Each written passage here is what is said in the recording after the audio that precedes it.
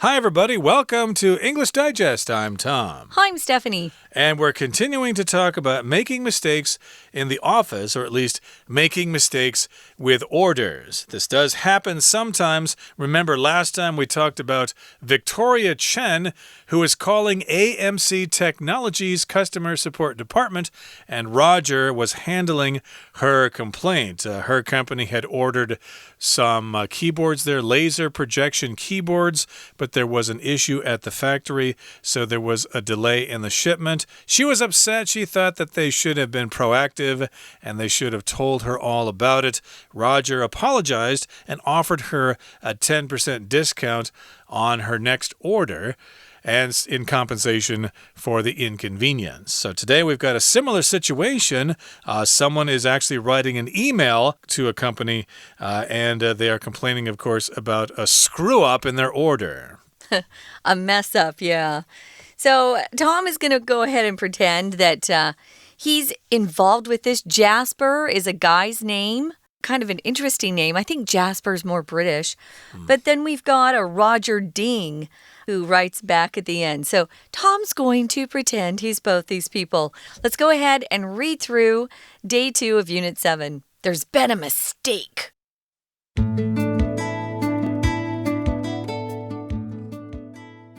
Dear Customer Support, I received my order reference 55QT06A this morning. However, there seems to have been a mistake somewhere. I placed an order for some new office equipment. While most of the items were correct, the order contained 6 27TNL monitors instead of the new 32 IPSL monitors I'd ordered. Please send me the correct items as soon as possible. I would also like to ship the incorrect products back to you at no additional cost. I have attached my original order receipt to this email. Kind regards, Jasper Young, Purchasing Manager, 451 Design. Dear Mr. Young, AMC Technology would like to apologize for the mistake with your order. The correct items will be delivered to your company address on Tuesday, October 13th. To make up for the delay, we will remove the shipping costs from your bill. Moreover, we will give you a 10% discount on your next purchase. We're sorry again for the mistake, as we value your business and hope to continue meeting your technology needs in the future. Kind regards, Roger Ding, Customer Support, AMC Technology.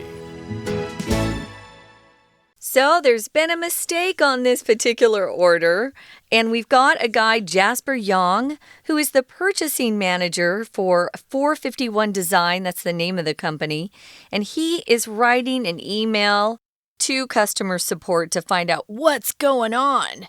He said, I received my order, so he did get the shipment, and he actually puts there in parentheses order reference and then the number of the order this morning. If you write to a company about a problem with an order you place with them, always give them the order number. And if you can give them more information than that, great. It will help them track down what's going on, and it'll be faster for them. Now, if you talk about a reference, it just means something that refers to something else. So the order reference, that number would refer the company back to the original order to find out what's going on. Remember, we talked about the status of an order. What's the current situation of that order?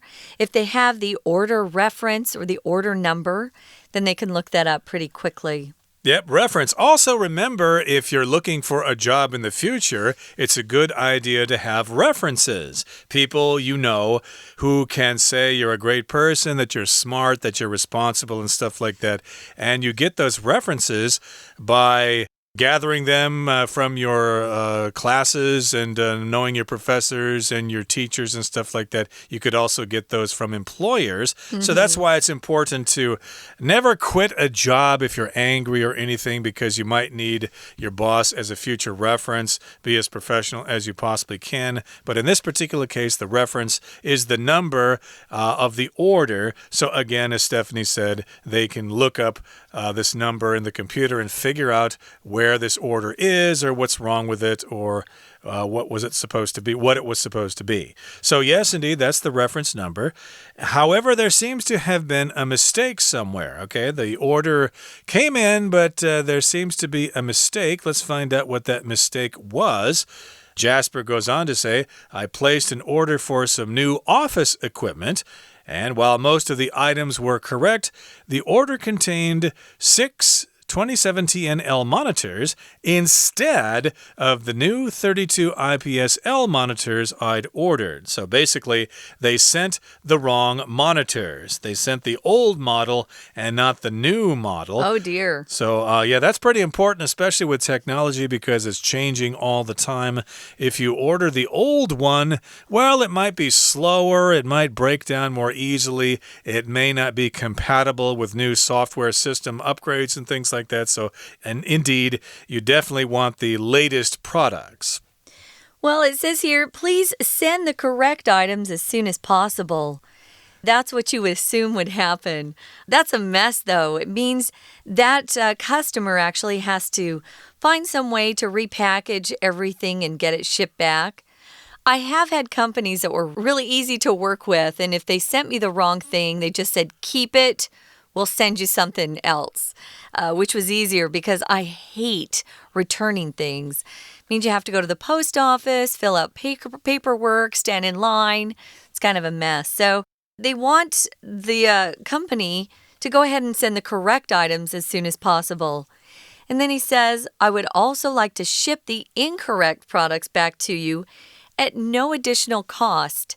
What usually happens in that case is the company will give them a reference number, perhaps with Federal Express or DHL, and that shipment will actually be charged back to the company and not to the customer. But still, it's a pain to have to go and get that sent back. Even if it doesn't cost you anything, it takes time, and time is money, as they like to say. Yes, it's a hassle for everybody involved, and so companies who send these things out don't want to make mistakes either because they'll have to pay for their mistakes. True. So, of course, they want to get things right as well. So this is what Jasper wants to be done. He wants to have the new monitors sent to him, and then he wants to return the old monitors, and then they, the company, AMC Technology, needs to pay for the shipping. And yes, send me those items as soon as possible. And then here Jasper goes on to say that I have attached my original order receipt to this email. Okay, so that's a document that he's going to attach to the email so that they can look at it for reference. And here, of course, is the original order receipt here. I don't know if we need to go over this in a lot of detail, but of course we got the items listed there, desktop PC, monitor, keyboard, mouse, etc. And then we've got code, okay, C-O-D-E, code, okay. That's, I guess, the model number or a serial number or something that identifies the product. And so the numbers are all listed there for reference. And then you've got the quantity. How many of those items did Jasper order? And then, of course, the price there. And those prices seem very reasonable. I would have to say for code, I've often seen companies use the term item number instead, or a reference number, item number. Even though they probably sell these particular products at many stores, every store has their own unique item number for the things that they sell. So those are very important to make sure you have. You can't use an item number that maybe 3C uses here in Taiwan and use it with PC Home online. So you need to have a particular item number or code from a store in order to actually talk about whatever item you're wanting to buy. They also have a column that says quantity. That's very important. How many of that particular item do you want to order? And then the price is listed at the end. It looks like Jasper bought a lot of products. 258,000 NT dollars. That's a lot of money. Now, if your position at a company is purchasing manager, you'll be in charge of buying things that the company needs. It could be things that the employees have requested, or it could be you have clients who want particular items. But a purchasing manager spends the whole day ordering things, accepting shipments that come in, checking to see if what he or she ordered is correct. You need to be very detail-oriented if you have that position as purchasing manager. Yep, you've got to be good with details there. And it's probably easy to get confused if there are a lot of orders. So perhaps that is what happened. Somebody screwed up the order here and sent him the old monitors when they should have shipped the new monitors. So there you go. There's the itemized list. That's the receipt there, which has been attached to the email. Now, here's the response from Roger Ding of Customer Support of AMC Technology. And Roger begins by saying, Dear Mr. Young, of course, he's writing to Jasper Young, AMC Technology would like to apologize for the mistake with your order. Okay, that's what you're supposed to say at the very beginning. You're supposed to apologize. You're supposed to say that you are sorry. So, yes, we would like to apologize for the mistake with your order. This is polite here. We would like to. You could say, we apologize for the mistake, but to make it more polite, you say, we would like to. You add the word would there, and the correct items will be delivered to your company address on Tuesday, October 13th. So also here, Roger is offering some concrete details here as to when the items will actually be shipped. I want to add, too, if it's a company, they tend to use the word apologize before they'd use the word sorry. Sorry is a little more casual. So if you're a company and you're writing an email on behalf of the company, you're going to use the word apologize rather than sorry. You wouldn't say, AMC Technology wants to say we're sorry. It's a little too informal. So they would like to apologize for the mistake with your order. That's a very important part of this particular email. And then the correct items will be delivered to your company address on Tuesday, October 13th. It looks like Jasper Young is going to get much better news than our previous customer, Victoria Chun, because they're able to give Mr. Jasper Young a concrete delivery date. So the corrected items will be sent and be delivered on Tuesday, October 13th, which is great news for Jasper Young. I'm sure he has people waiting for these items. Okay, and the next sentence here, it says, to make up for the delay, we will remove the shipping costs from your bill. So here we've got the term to make up for something. That means the same thing as compensate for something. Or refund the shipping. Exactly. So yeah, they're going to make up for the delay. In order to compensate you for that delay, we're going to waive the shipping costs from your bill. We will not charge you for shipping because we screwed up the order here. Yeah, it's our fault. Yeah, it's our fault. So yes, we'd like to do this for you as a way to say that we're sorry, as a way to apologize. So yes, to make up for the delay, to compensate for the delay, and therefore they're going to remove the shipping costs, which according to the receipt here is 3,000 NT dollars. So they've saved 3,000 NT dollars on the shipping costs. Tom used a really good word here when he talked about them refunding the shipping costs. He used the word waive. If you waive something, we're not saying, the motion you make with your hand to say goodbye or hello. It's W-A-I-V-E, and it just means you're not going to include that particular charge. We're waiving the shipping costs, or we're waiving the delivery fee.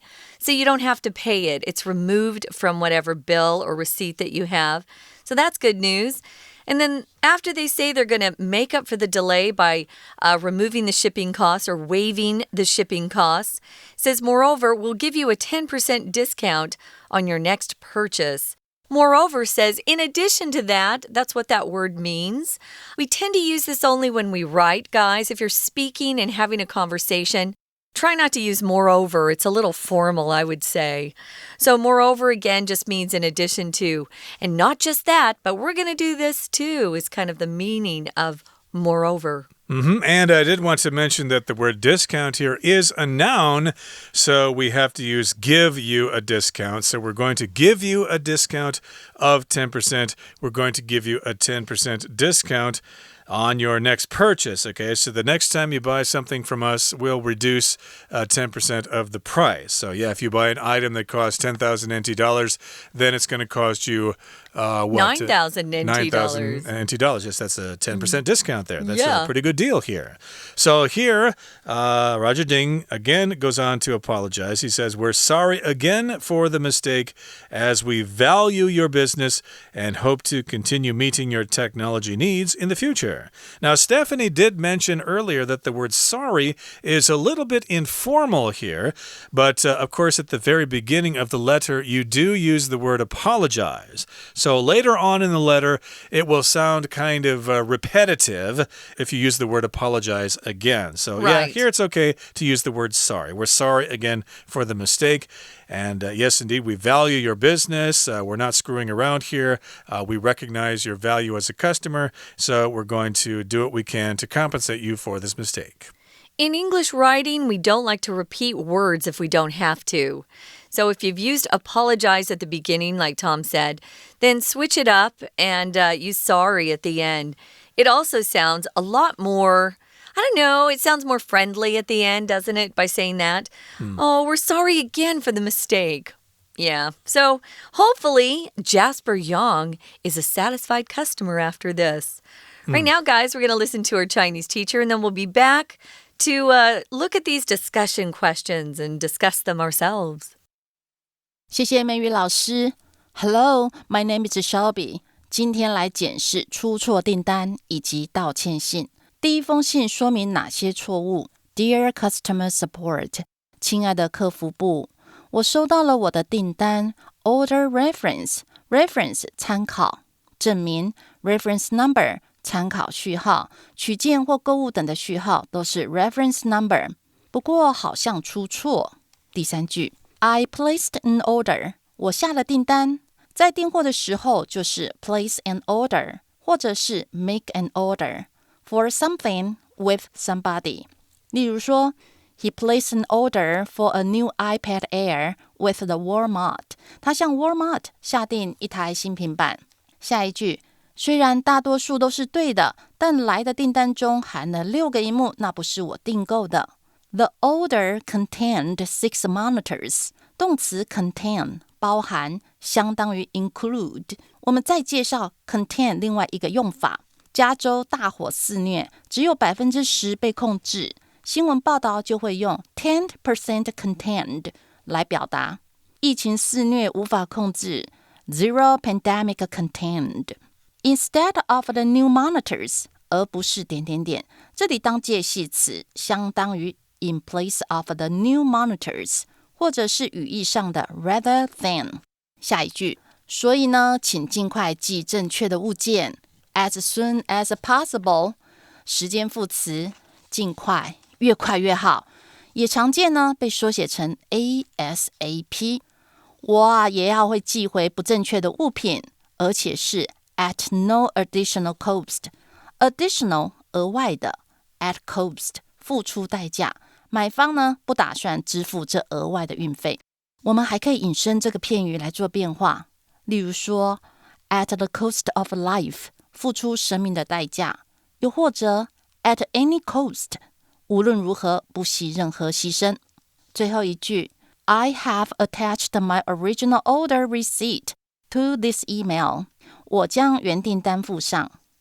Attach A to B 将 B 附加在 A 上面。接着我们看到那张订单，里面呢有订货内容，我们来看一下。第一个栏位 item 指品名 Desktop PC 桌上型电脑，如果是笔电的话是 Laptop LAPTOP。 旁边的栏位 code 指型号。第三栏位 quantity 是指数量，都各6台。收到信后，卖方也写了一封回函，内容包含了赔偿的损失。 Dear Mr. Young 杨先生， AMC 科技公司很抱歉订单上面的错误。 Apologize for the mistake 对什么感到抱歉。apologize 动词，名词是 apology A-P-O-L-O-G-Y。那正确物品会在10月13日寄到贵公司。请跳到第3句 To make up for the delay 为了补偿损失 To make up for something 相当于 To compensate for something C-O-M-P-E-N-S-A-T-E 弥补。我们将 remove the shipping costs from your bill 惯用于 remove A from B 将 A 从 B 移除，这账单里面将不再含运费。下一句 Moreover 我们要给你 10% discount 在下一次的购买。 Moreover 转折于而且，相当于 in addition 或者 what's more 或者 besides 或者 also 等，增加说明更多理由或者情境。我们到下一段，抱歉，这错误 as we value your business 因为我们重视你的生意。 as 呢，这里当副词连接词，接一个副词子句当因为。 value 当作动词表示珍惜， I value my privacy 我看重自己的隐私。又说希望能够 to continue meeting your needs in the future。 continue 持续继续， continue meeting 也可以说 continue to meet。 惯用语 meet somebody's needs 满足谁的需求。最后信件写上结束语，这里用 kind regards， 其余像 best regards 或只有写 regards 或者 sincerely 也是常见的结束语，并且写上姓名、单位及公司，以表示寄信人是谁。最后提醒，写信的格式，信的最上端呢，可以加写上日期以及收信人的地址，接着写问候语，再来是信的内容，结束的时候要加上结束语。好，以上是今天的讲解，谢谢收听。We're going to take a quick break. Stay tuned. We'll be right back.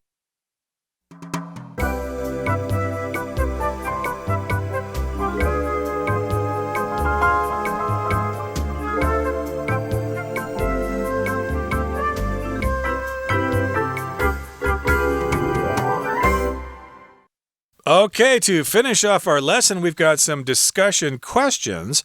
These are questions that we're going to ask each other in our program now, but of course, after the program, you can try to ask these questions amongst yourselves as well. And I'm very confident that your answers will be even more exciting than the answers that we are about to give you. So let's dive right into this and look at the first question here. What would you expect as compensation for a late or incorrect order? What do you say, Stephanie?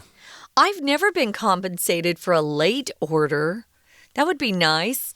One time I ordered something and it was going to be late, and they said they would ship it express and not charge me, but that's as much as I've ever gotten from a company. Usually if it's late, it's like, sorry. For an incorrect order, compensation, huh? I would want all of the shipping fees refunded to me. And I don't know, maybe a discount. It's been a long time since someone offered a discount because of a problem with an order. Have you ever had that happen?